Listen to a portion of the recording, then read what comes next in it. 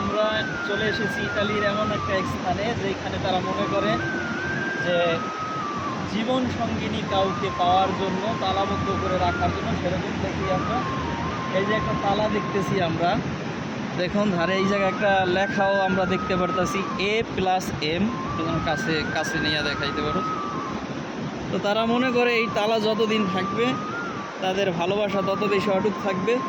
তো আমরা দেখি এদিকে আরও বেশ কিছু তালা আছে।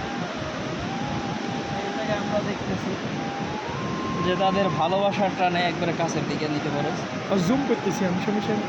জুম করলে ভালো হইবে। আর আপনার বয়স দিবেন।